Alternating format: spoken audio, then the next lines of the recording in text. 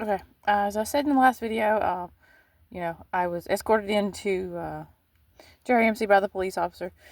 Um, Weighed 71 pounds, couldn't really stand up, had to lay on the hard floor. Anyways, and wait on the intake lady for like an hour. And then finally someone comes in there. It was a different one. It was intake nurse that came in. She didn't know why I was there. She asked me why I was there twice. And I said, I do not know. Because I did not know why I was there. There's no reason for me to be there. And that's how that went. She did the intake, asked me all kinds of questions. She also put on there that I was Baptist when I did not say I was Baptist, but whatever. Held me in there. First they said that I was going to have a hearing on, it was one on like Monday or Tuesday, and then it was going to be on Thursday, and they kept changing it. But anyways, the admin, Rosemary White, she actually introduced herself as an admin or something and tried to do a Zoom hearing with me. And I told her I'm not doing that. I have no idea who's on the other side of that camera. Nobody was there. It was all, they didn't have their cameras on. They were all off. Anyways, and then like 2 days later, she tries to do it again. Same woman, and she introduced herself as a social worker. And I told her again that I'm not doing this, and they were falsely imprisoning me. All right, and to release me onto the street. And they did not. Held me in there from the 20th. What they told me was the 20th, anyways. February 20th to March the 2nd. Way too long. I told them that I had a job, kids to take care of, and bills to pay. But I think that might have had something to do with it. Somebody was out to sabotage, but who would do something like that? If you have that much time on your hands to do that, you need to, whatever you're paying your bills, you need to be cut off. That's for sure. Okay, well, I can tell you this. They fed me.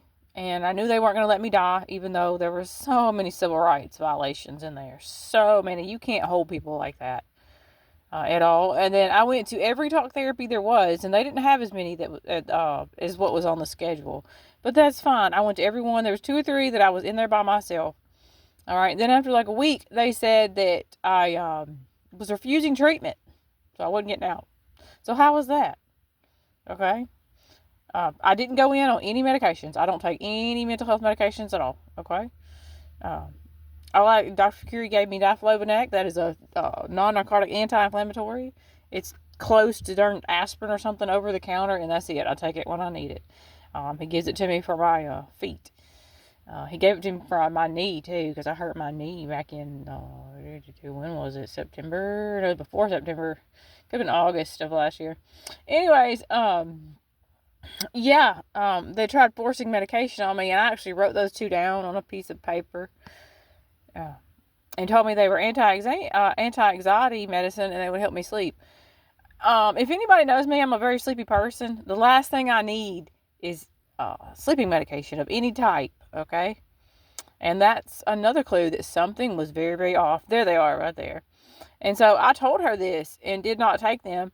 And then one of I'm not going to bust which one it was out because they were trying to help me. One of the nurses finally told me the truth and said, try the medication to get yourself out of here. And anyway, so I did. And I'm the one who set the med schedule to that sleeping pill, thing to get out because it was way too much. I told her if I take this, I'm going to sleep all day next day. And that's what happened. Was in a bad mood, slept all day.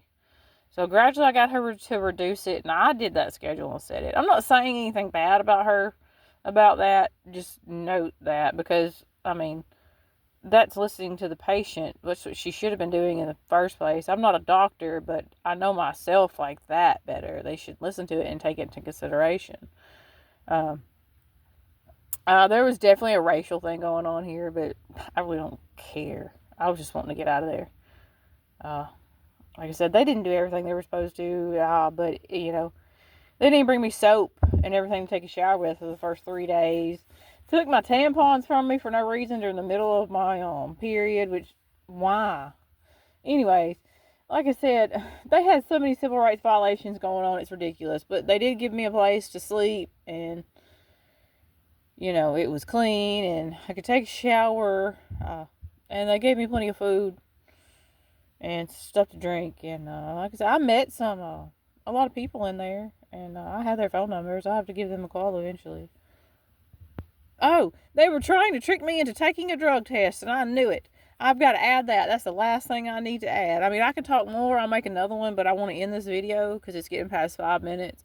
They tried to trick me the whole time, and I told them no, because you can't take blood and you cannot pee in, or don't have to give blood or pee in a cup for anybody unless you sign first. You have to have a notarized, not notarized, but anyways, you got to sign for it. Look up the law. They tried to trick me in that, like, right before I got out, they actually said it, but they didn't say it because the doctor said something about I refused a drug test. I knew that's probably what they were doing, but like I said, that was all bull, and you should stand up for your rights and don't let them do that without evidence. And they never did get one, and they won't, not unless there's something else going on, which there's not.